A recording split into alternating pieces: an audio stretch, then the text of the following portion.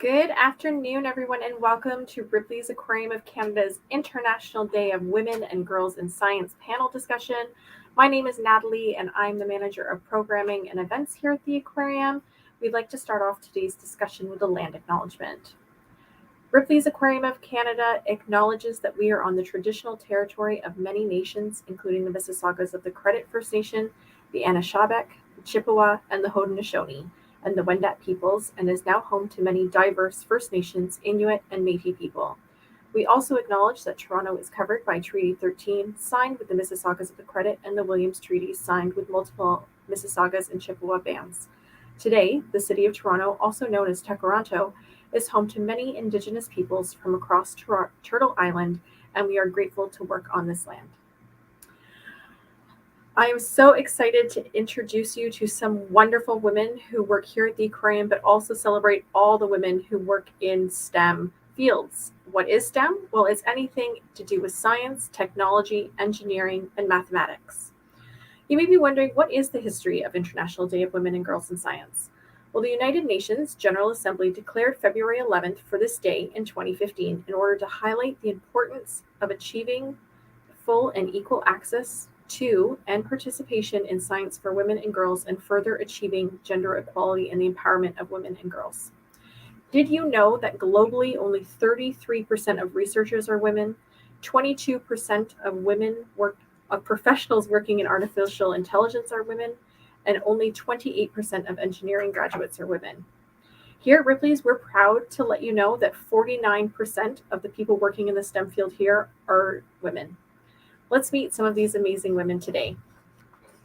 First, we have Katie Mcmahon. She's our Manager of Education and Conservation. Katie's been with us at the Aquarium since 2013. She enjoys working alongside passionate individuals, and her focus is sharing her enthusiasm for the importance of science education to Canada's future. Her educational background is in biology and education, and prior to the Aquarium, she worked at several other science organizations around the country. Hello, Katie. Next, we have Dr. Veronica Lepage. Dr. Lepage has been a veterinarian for Ripley's Aquarium of Canada since the aquarium opened in 2013. She's most passionate about animal conservation and welfare, and enjoys working with people who are equally motivated to improve the lives of animals under their care.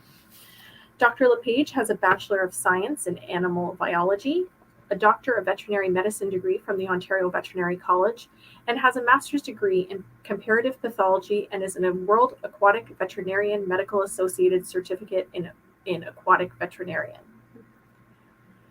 Next, we have Morgan Powell. She is one of our senior aquarists at the Aquarium.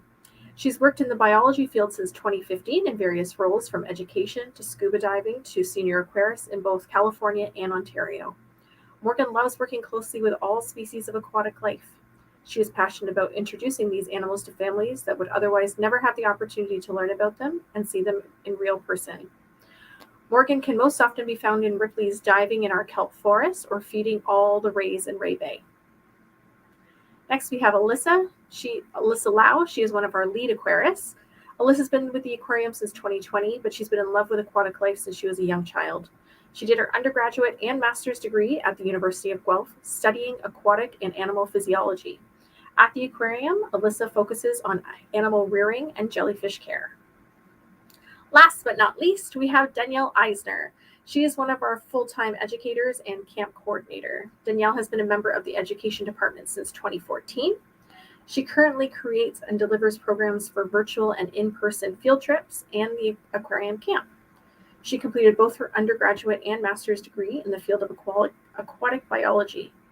Although she originally pursued her career in research, her passion for sharing aquatic animal facts and inspiring others to make our world a better place has led her to find a fulfilling role at Ripley's Aquarium of Canada. So these are our amazing women that we're going to be talking to today. So let's dive right into some of the questions. So the first question is for Dr. Lepage, Morgan, and Alyssa. Why did you choose to pursue a science-based career? And what were the steps along your career path that led you to your current roles here at the Aquarium?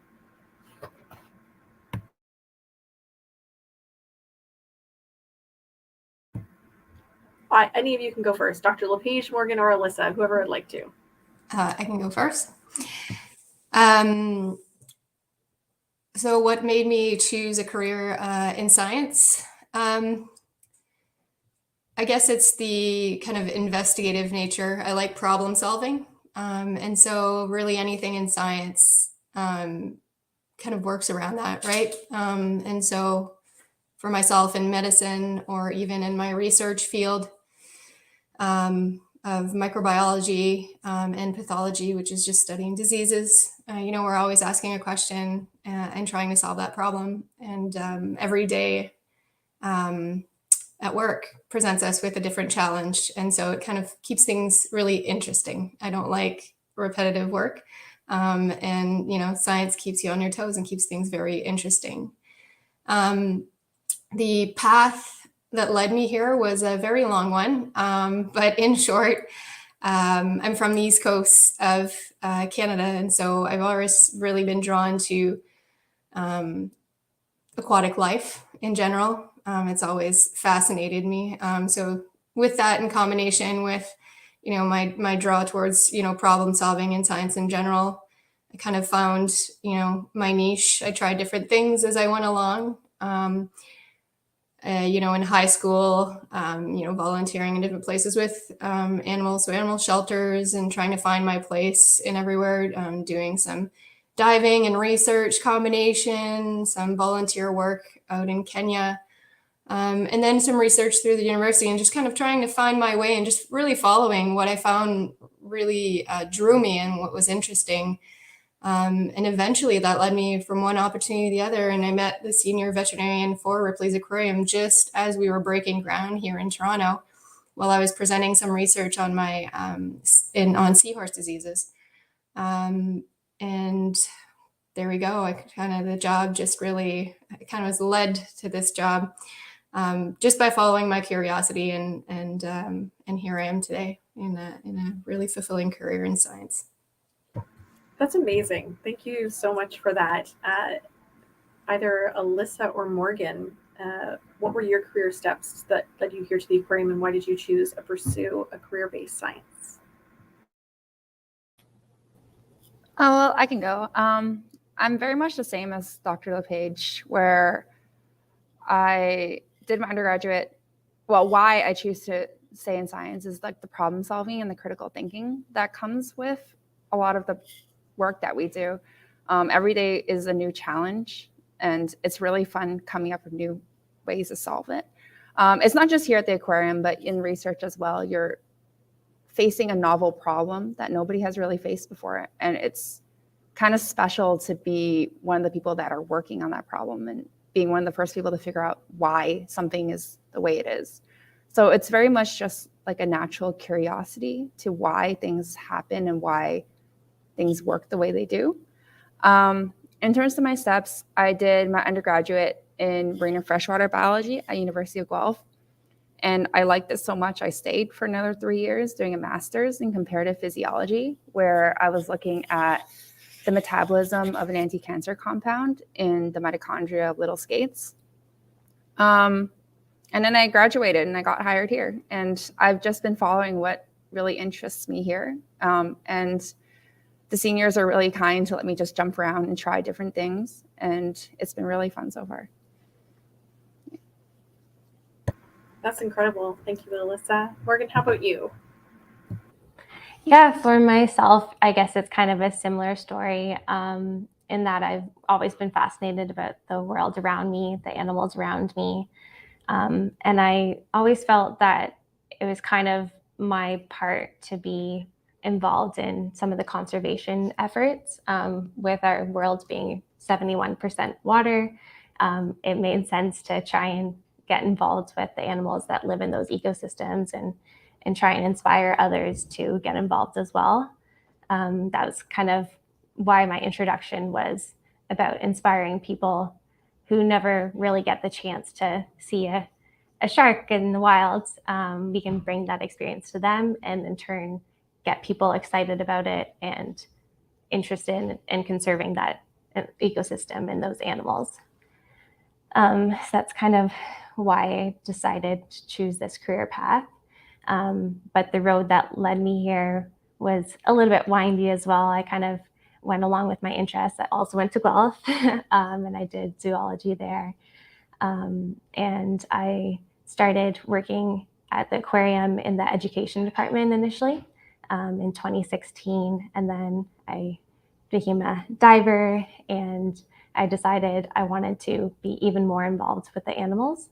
So I actually went to California for the past couple of years and worked out there with some other really cool animals right on the ocean, which was amazing, and did some volunteering. So that was awesome. But Canada is home, so I came back here and have been a senior aquarist for the past few months. So it's been awesome. Thank you so much, Morgan. So Katie and Danielle, if you will pivot over to the educational side, I mean, you both have such a lengthy background in science as well. So why decide to take the move of a more educational approach versus what Danielle and Alyssa and Dr. Lepage did? Why go the education route, and what kind of led you to do that decision? Danielle, did you want to go first? Sure, I can go first. Hello, friends. I'm Danielle. I'm an educator.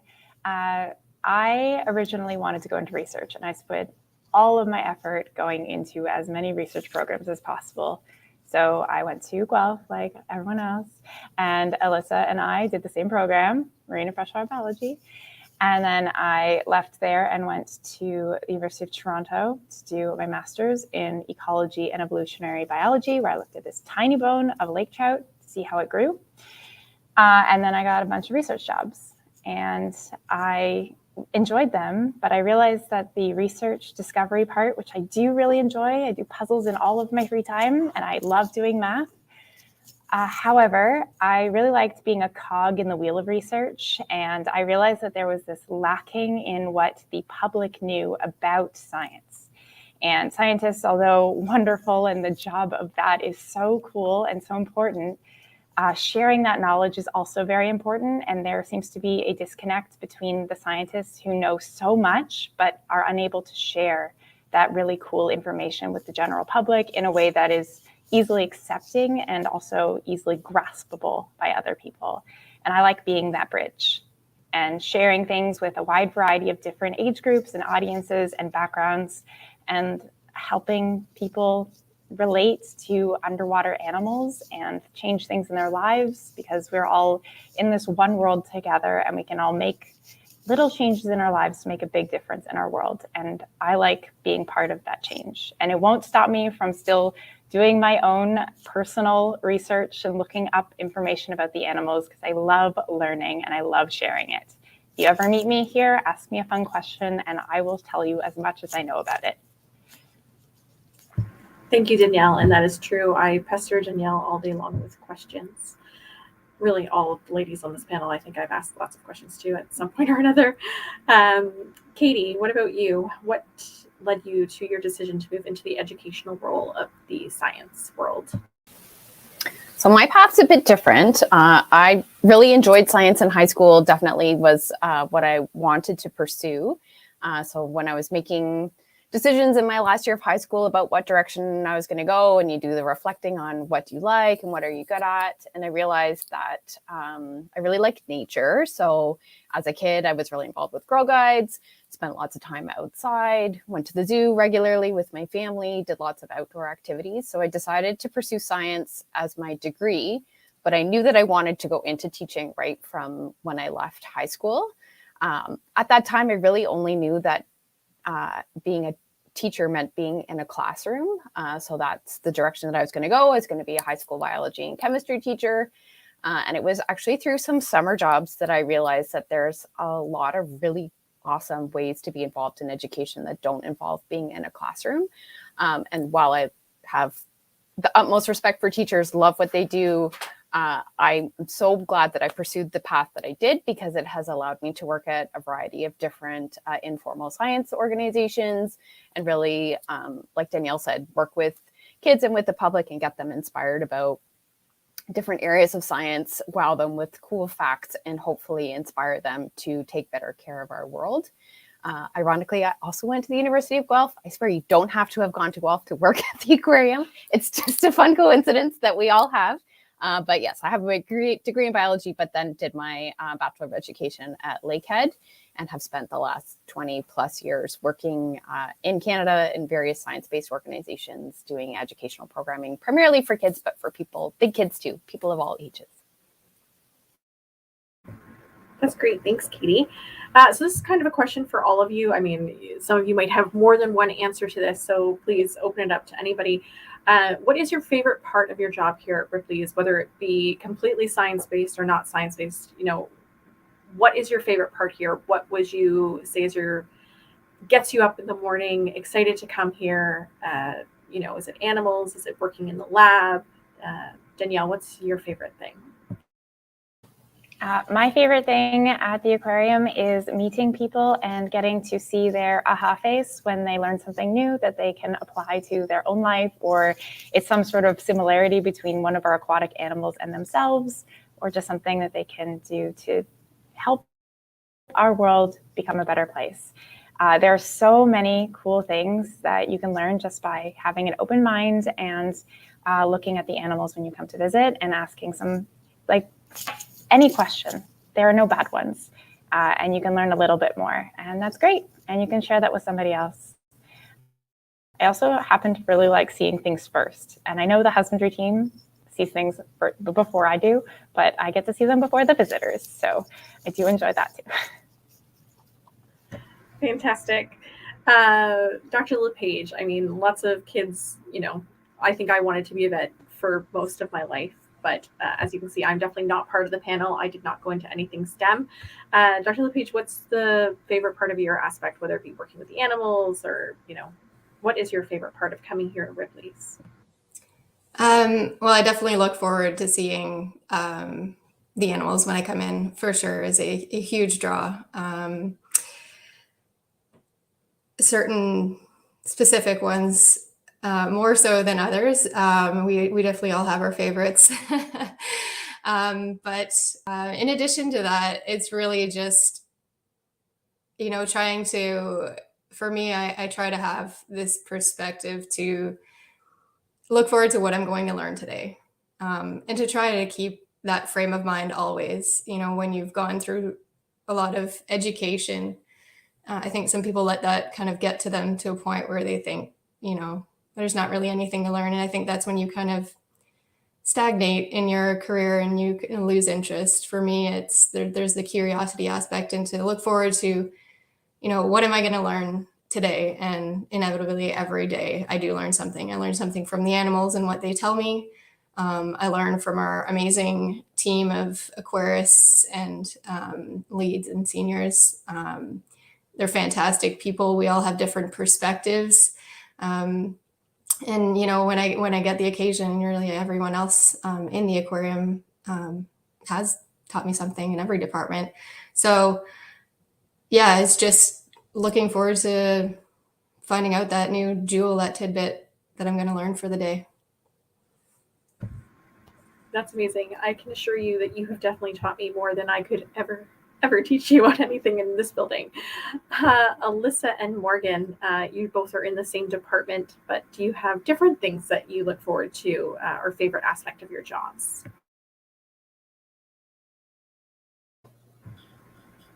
Oh, Alyssa? okay. Oh, I'll go. So it's pretty much working with the animals. I love coming in and seeing what's new for the day, how are they acting today. And I really love it when we're able to maintain a standard of welfare that allows them to act naturally and behave like a normal animal. I also have a lot of work in the rearing aspect of husbandry here, and where I take care of a lot of the baby animals. So one of my favorite things is coming in and seeing how much they grow every single day. And just seeing that the effect of your work physically on the animals is one of my favorite things to see. And of course, working with everyone else here. And it's really fun learning from perspectives that I've never really considered before. And Morgan? I have a couple of favorite things, of course, but one of them is getting to scuba dive in the tanks with all the animals. Getting paid to do that is a dream I never thought I'd be able to do, so that's amazing. just this past week, we got to do physicals on our stingrays, and that was really cool. It kind of ties in with what Alyssa was saying, maintaining that standard of welfare and really getting to learn things every day. My other absolute favorite part is getting to work so closely with a lot of our aquarists and teach them and learn alongside them as well. So that's been a really cool thing, especially working with the babies with Alyssa. That's been awesome. Babies are adorable, and if you're coming to the aquarium anytime soon, you can see them some of our baby animals upstairs in our upper ray bay exhibit. We have some baby sharks and some baby cow nose stingrays. They're quite adorable. Katie, what is your favorite aspect of your job, teaching the wee children and talking to people every day? I really enjoy getting to experience the aquarium through our guests' eyes. So we don't get to do this a lot right now, but I look forward to it coming back hopefully in the next few months. But standing in the lobby as groups of students are arriving on field trips and listening to them ooh and ah about the building, and they haven't even seen anything cool yet. They're only just coming in through the front doors, or watching families walk around with babies and just seeing like babies' faces light up, because you can really tell that they're seeing the creatures and they're just experiencing them in such an amazing way. And then also getting to interact with our summer camp kids and hearing what they're learning and what they're enjoying, and talking to their parents too, and sort of having those conversations about how much they're learning and what they're coming home at night and talking about with their families. Not really a science question, but I mean, we're at the aquarium. People ask all the time, what is everybody's favorite animal here? Dr. Lepage, you must have a million. That's a tough one. Oh goodness. I don't know why I didn't expect that question, really. Because I did not forewarn anyone this would be a question. I just thought of it when everyone was talking and saying how much they love animals. Like, well, what's everybody's favorite question or animal then? Oh my goodness. I mean, I definitely love our lumpfish. I don't know why I have a serious soft spot for them. Our octopus as well. A real challenging animal, and also just so interactive and inquisitive. Yeah, I mean, it's mind-boggling that we deal with these animals every day. You look at them in awe. I mean, I can't really not say our sea turtles, because, they're them.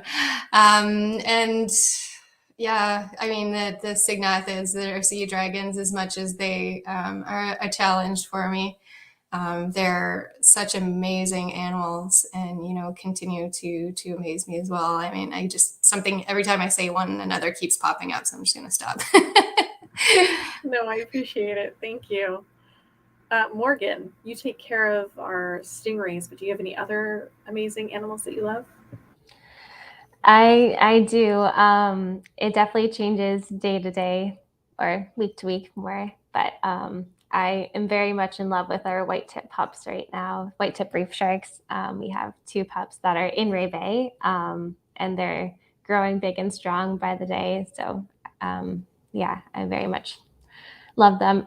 They were also born at this institution, so that's a little bit of extra pride and joy. Katie?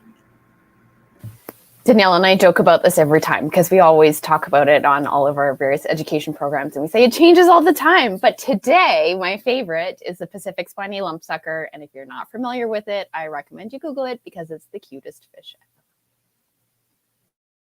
ever. They are pretty adorable and highly underrated for sure. Danielle, what about you? I really enjoy all of our cephalopods that we have here. So that would be the octopus and cuttlefish. And at one point we had these really adorable squids called the hummingbird bobtail squids. But every time that somebody comes in and they say, oh, look, a barracuda, that's my favorite fish. It's not a barracuda. Its name is a tarpon. We have them. They're about 1 meter long, very shiny. They live with the big sharks. And they are an amazing large fish. And they are often just overlooked as a big fish that we have with our big sharks because the sharks are apparently cooler. But I really like the big shiny tarpons that we have with them. They can jump out of the water, they can breathe oxygen from the air, and if they happen to be trapped in a freshwater habitat, they can adapt to live there. So they are a really cool animal. That's super cool. I've worked here for 7 years, Danielle, and you've never told me that. So see, you learn something new every single day, like Dr. Lepage says here at the aquarium. Alyssa, what about you? What's your favorite animal? You probably saw me freaking out trying to figure out which animal is my favorite while everyone was deciding. It does change every single day, and I'm very biased toward the animals I work with. So my favorites right now are the Pacific spiny lumpsuckers, actually. They're just very round and adorable, and it's fun watching them grow and learn. And yeah, I really love them. I also really like our moon jellies, actually, as they grow, and just the physiology of the moon jelly and what kind of environments they can experience is also pretty sweet because they can be found in both cold and warm water. And so we could stick them in all our jelly tanks if we wanted to. But yeah. Thank you so much. I definitely threw that one out at you guys without any wording. So thank you for having an answer. Again, this question is to all of you. I mean, today is all about women and girls in science. What would you say to any young girl that might be watching this right now? What would you say to them to get them interested in maybe wanting to do science or marine biology? Morgan, let's start with you. I think my best advice would be to try new things. You never know where you're going to end up in your career. So just trying out different pathways, seeing what you want to do. Volunteering when possible is a great way to do that. And then my other bit of advice is probably to, it took me a while to know this, but when you're growing up, you think adults have it all together. They know what they want to do. They know what they want to be. And it's okay not to know. It's okay not to know where you're going to be in 5 years, 10 years. So like I said, try new things. That's my biggest advice, I guess. Dr. Lepage, what advice would you give to any young girl looking to become a veterinarian? I would say really for anything in science. I mean, just like Morgan alluded to, really, even as adults, we don't really have it all together and don't really know. And so you can't expect that you will know exactly where you want. So you may think you want to be a veterinarian, but don't be afraid to go outside of your comfort zone and maybe try something that may surprise you. You may actually find a field that really interests you. Definitely put yourself out there and immerse yourself in different opportunities. For myself, I never thought I would enjoy a career. I thought I would do shelter medicine initially. I just kind of followed my interest and my curiosity, and it led me down a pretty amazing path. Whereas if I kind of just kept that scope and eliminated anything that may not fit that, I wouldn't be here. And so, yeah, just stay curious and, sometimes go out of your comfort zone and try something new. Katie, what about you? How would you say to girls wanting to get into, research and science and then deciding maybe they want to be a teacher or to teach other kids what to do? I think being a curious human is a big part of being in science. So asking questions, trying to figure things out, reading, watching documentaries, watching videos from the aquarium, that kind of stuff, sort of being open to learning new things all the time is a big part of science. I would say don't neglect the math side either. All science-based careers probably involve some math as well. So don't let that be the thing that holds you back from pursuing a science career, is keep your math skills up too.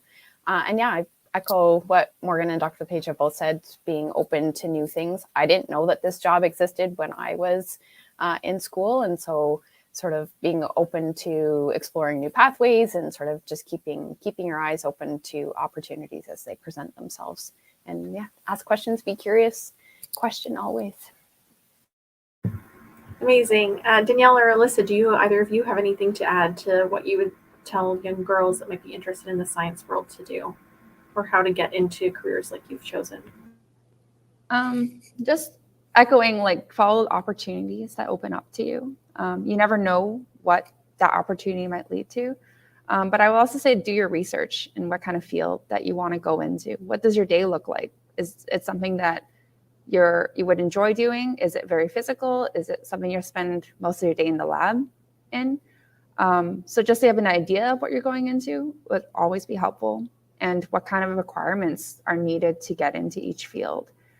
Because if you're going into a field that needs a lot of math and you don't know that and you're not strong enough in that, then you got to work on that as well. Yeah.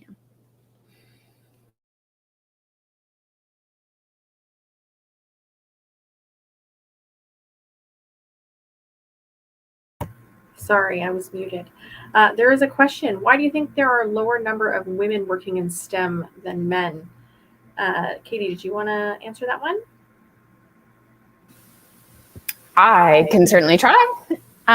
It would be a guess, but I would say just encouraging women to go into science. I know in academia it has not always been perceived as a female-friendly pathway for careers. And just creating a welcoming environment for everybody, not just women, but people of all different backgrounds feeling welcomed in science is a big part of it. And I think we do a good job of that here at the Aquarium. If there is any other questions from people watching live, please put it in. Well, how do you put the fish, sharks, etc. into the aquarium? Morgan or Alyssa, did you want to take this one? Sure. So a lot of our animals come from different places, fish, sharks, etc. We have a holding facility in Buffalo where a lot of our animals are held in quarantine tanks. So they go there first before they come to our institution. And then they arrive in big trucks, usually for the bigger animals. Sometimes they'll arrive in bags if they're jellyfish. It just depends on the animal. And then we do what's called an acclimation. So something you might experience if you've owned a goldfish or something, you just have to get them used to the water initially. So we'll pump some of the water from our tanks to the whatever is holding the animals. If they're in the back of the truck, then we'll pump water all the way across the building into the backs of the trucks. And then we'll transfer them across the aquarium right into the tanks themselves. Hope that answered it. Which exhibit is the hardest to look after? I wonder who's going to answer that one. I guess that's towards Alyssa, Morgan, or Dr. Lepage. I think there might be multiple answers for this one. I can answer part of that. I guess it really depends on what perspective. As far as the veterinary side, when you look at some of our larger tanks, if you have one small individual in there who's, has something that we want to look at, dealing with that is definitely a challenge. So getting him, they're good at hiding and finding these little holes and they're certainly a lot faster than any excellent diver out there. So, capturing them for a physical exam or something like that in these larger exhibits is certainly a challenge. As far as maintenance, I'll probably let Morgan or Alyssa talk on that part as far as water quality and those sorts of things. So if we're talking specifically about maintenance, generally our smaller systems will require a lot more maintenance than our larger systems because a larger volume of water allows more stability in the system. So you can accommodate different changes in number of animals, their excretion rates, how much food is going into the system. And so in a smaller system, if you're changing that a lot, the system doesn't have as much leeway to compensate for that. every single one of our exhibits has their own specific challenges and quirks. And as an aquarist takes an exhibit, part of that is learning all the quirks that comes with that exhibit and learning how to compensate for that, deal with that, so that the animals are healthy and safe.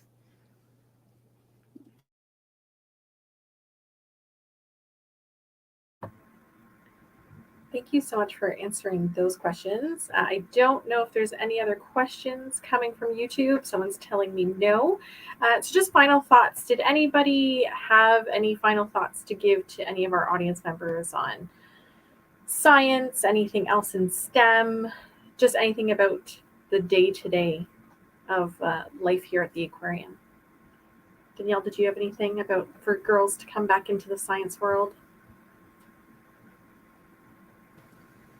Sure. Just if you wanted to go into science, a good set of problem-solving skills is very helpful. So always staying curious, always wondering, ask those questions like why and how.